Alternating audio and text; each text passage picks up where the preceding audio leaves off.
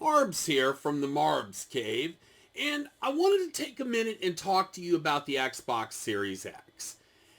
Now that I've had it for some time, I wanted to share my thoughts, both positive and negative, about the console, about the rollout, about my experience with the console, and what I really think of this generation of console and what I really think where Microsoft is headed going forward. So let's get into it. The Xbox Series X, the first one, as many of you know, I had quite a bit of difficulty securing one, like many people did, and I finally got my hands on one after Christmas. It arrived. I did get it from the Microsoft Store. I had no problems with the shipping. There was no damage to the box or anything. It came in one piece. It arrived when I expected it, in good condition. However, after I used the Series X for a few days, as many of you have heard, it just stopped turning on. Well, after some exploration and after some discussion, I found that it would appear that the power supply was bad on my on my unit. Now, here's the thing, okay? I have built a lot of computers. I'm in IT. I've written a lot of reviews over the years, and I've looked at a lot of power supplies. I've seen a lot of power supplies pop. Okay, power supplies, I usually tell people if they're gonna die, they usually die right away in a PC. They don't usually die later. That only happens if you don't buy a good power supply. But here's the thing, power supplies die. And that's a third-party component that Microsoft's getting from someone else. Someone else is making power supplies for Microsoft. This one was a defective one. So I had to go through Microsoft's return process, which was really no big deal. I used the online website. I did pay for the expedited return, which meant that they would expedite ship back for an additional $10 once they received, the console.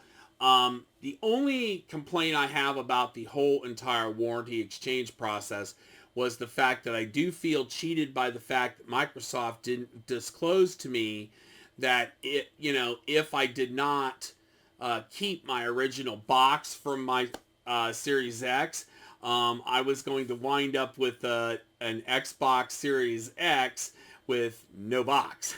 So, and this is what I mean by that. If you ship back your glossy black Series X box, which is what I did because I wanted it to be secure and I was under the impression it needed to go back in that box. They said keep all the accessories, which I did, but they didn't say anything about the box itself. So I did not get my box back. I got a plain brown box with a brand new console in it. It arrived in Microsoft. My entire exchange of the consoles both ways was about 9 days. I would rate that as perfectly acceptable given, given everything, that's going on in the world today.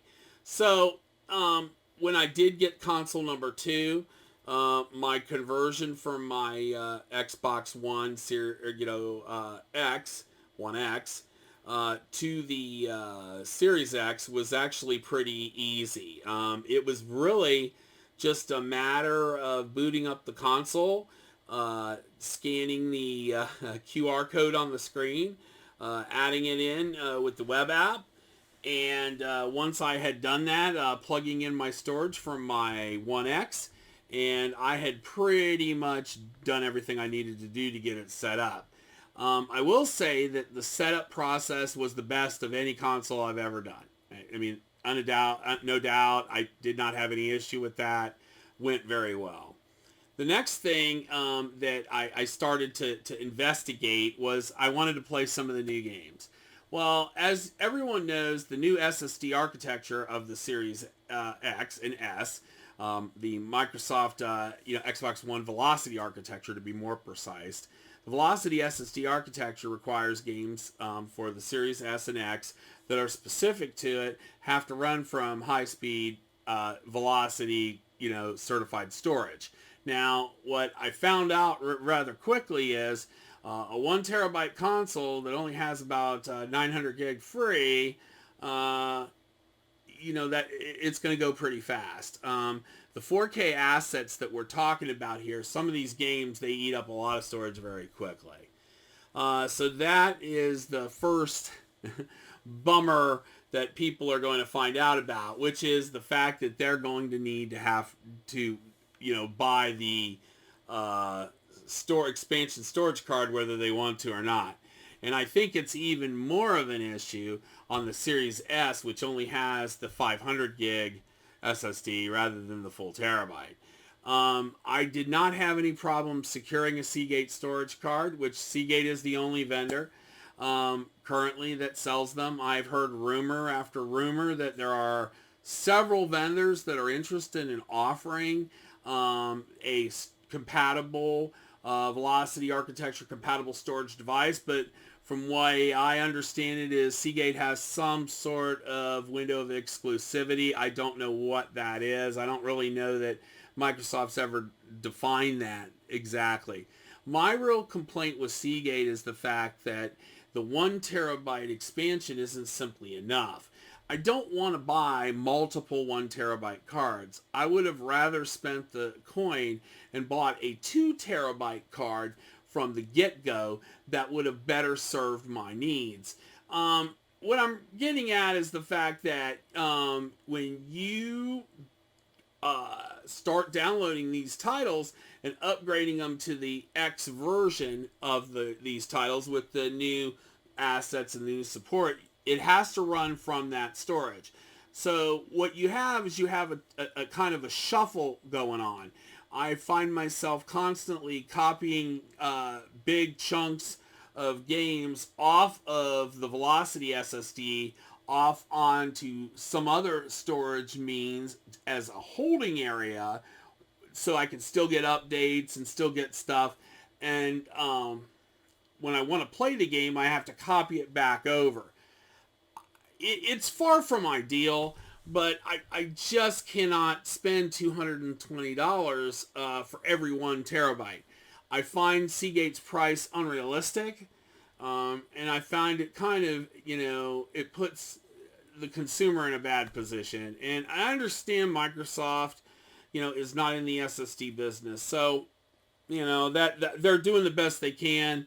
I do look for Western Digital probably to be one of the ones that does offer a solution that is compatible with Microsoft's Velocity architecture in the future. I just don't know how far in the future we're going to have to wait.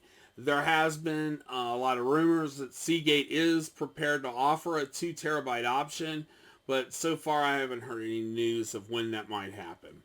Now, all that being said, what else have I had problems with? Well, I've had some crazy issues where the network, the wired network interface on the Series X refuses to get the IP address from the DHCP server. Now, I thought for a while that it might have been an issue on my side. Then I thought it might be a cable. And then I thought it might be a problem with the run. And then I thought, well, maybe there's, something else going on. After the last update that I got, that problem seemed to disappear. I do have some issues with controllers pairing to the Series X and keeping them paired and doing kind of weird things where they'll just, for some reason, get unpaired and not work. Beyond that, I haven't really had any problems. I do not like the fact that the storage issue just continues to just wreak havoc on the system. Now, all that being said, what do I think of it? Well, here's the thing. It's not where I wanted it to be. What do I mean by that? Well, the experiences that we have right now on the Series XS or the new games that are Series XS compatible are few and far between. There's a couple of good ones, okay? The Gears of War 5 Hive Buster add-on. That's a great experience. Looks very good.